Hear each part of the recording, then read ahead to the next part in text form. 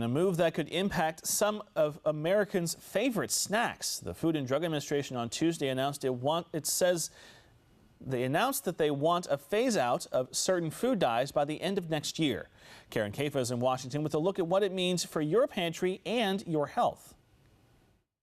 Cereals, candies, cheese puffs, they might look a little bit different by the end of next year. The Trump administration asking for the food industry's cooperation in nixing petroleum-based synthetic dyes that give some snacks some of their signature colors.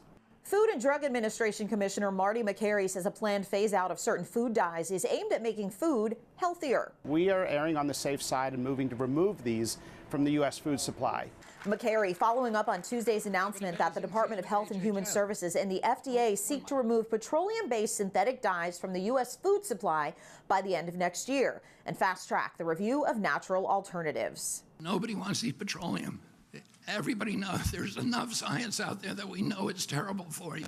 Specific risks to human health from synthetic dyes have been somewhat understudied, but research in animals has shown a potential link between some dyes and an increased risk of cancer or tumors. Other research has pointed to restlessness, learning difficulties, and attention problems in some children with dye sensitivities.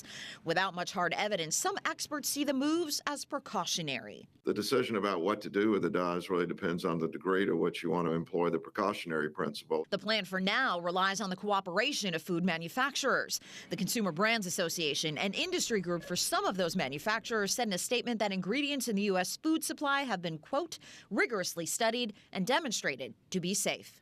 Some consumer safety groups lauded the move at the federal level, but they're a little bit skeptical of the timeline. Consumer Reports, for example, cautioned that making the stop down a voluntary process will likely draw it out. And some consumer groups have encouraged more states to work on their own bans in the meantime.